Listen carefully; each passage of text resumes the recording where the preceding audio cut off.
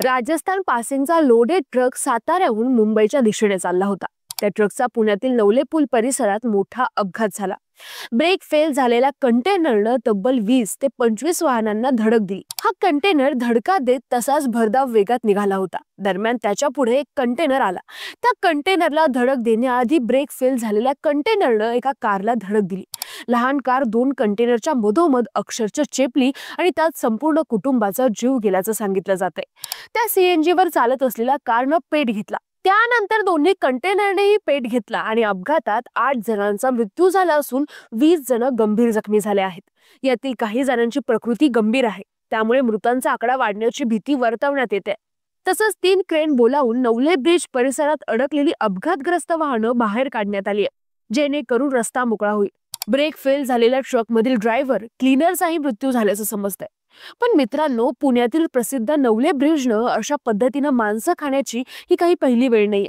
दर 15 दिवस किंवा 1 महिन्याच्या गॅपने तिथं अशा पद्धतीचे अपघात होतच असतात.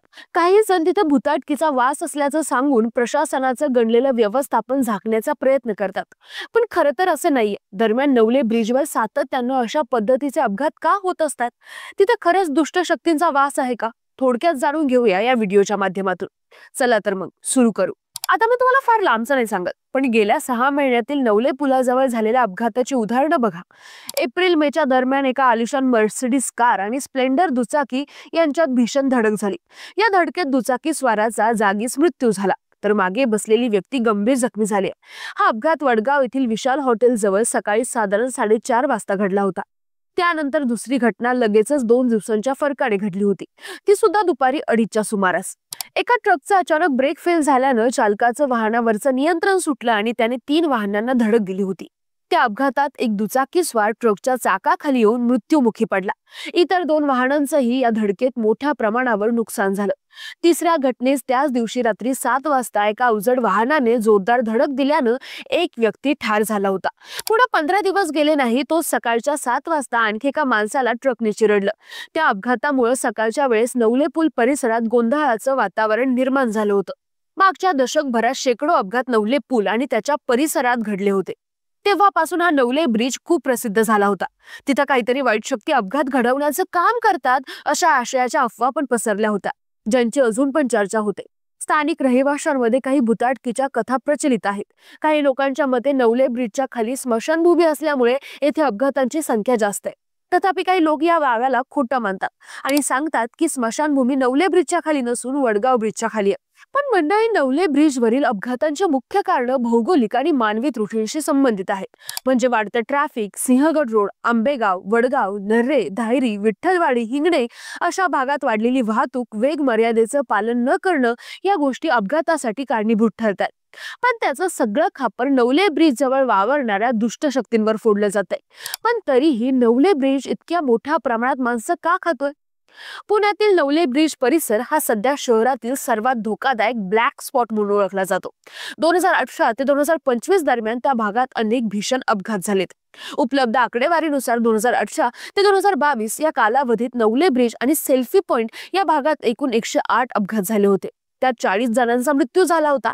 याच कालावधीत स्वामीनारायण मंदिर ते वडगाव ब्रिज या 6 किलोमीटरच्या अंतरावर 63 अपघात घडले, ज्यात 45 जणांचा मृत्यू झाला होता आणि 40 जण जखमी झाले होते. 2022 साली पुण्यातील 23 ब्लॅक स्पॉट्स पैकी नवले ब्रिजवर सर्वाधिक एकूण 31 अपघात नोंदवले गेले. याशिवाय 2020 ते 2022 या 3 वर्षात नवले ब्रिजवर 53 अपघात होऊन त्यात 13 जणांनी प्राण गमावले होते. आणि यावर्षीच कालचा अपघात धरून किमान नवले ब्रिजवर 30 पेक्षा जास्त लोकांनी जीव गमावल्याचं बोललं जातंय. त्या अपघातांमागे काही ठळक कारण असल्याचं पुणे ट्रॅफिक विभागाचं म्हणणं आहे. महामार्गाची चुकलेली रचना या अपघातांचं मुख्य कारण असून साताऱ्याहून पुण्याला येताना कात्रज बोगद्यानंतर महामार्गाला तीव्र उतार आहे. याच ठिकाणी महामार्गावर धोकादायक वळण आहे. तसंच या ठिकाणीच दोन्ही बाजूंनी सर्व्हिस रोड महामार्गाला येऊन मिळतात. तेव्हा तीव्र उतार असल्यानं अनेकदा अवजड वाहनांचं नियंत्रण सुटतं. समोरच्या वाहनांवरती अवजड वाहनं जाऊन धडकतात आणि अपघात घडतो.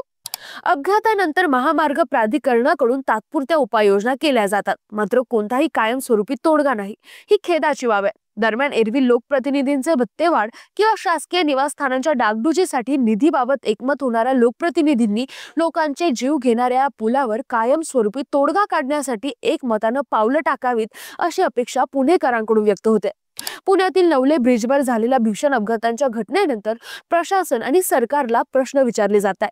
वारंवार याच ठिकाणी अपघात होऊन निष्पाप लोकांचा जीव जातोय, मात्र प्रशासनाकडून कुठलीही ठोस उपाययोजना केली जात नाही असा आरोप आमदार रोहित पवार आणि माजी नगरसेवक वसंत मोरे यांनी केली. मात्र पुणे महानगरपालिका असेल, नॅशनल हायवे ऑथॉरिटी असेल, तिथं वेळोवेळी अपघात रोखण्याचे प्रयत्न करत असतात. तरीही बऱ्याच ड्रायव्हरांना इंधन वाचवण्यासाठी न्यूट्रल मध्ये गाडी चालवण्याची सवय असते, ज्यामुळे ब्रेक फेल होण्याची शक्यता वाढते.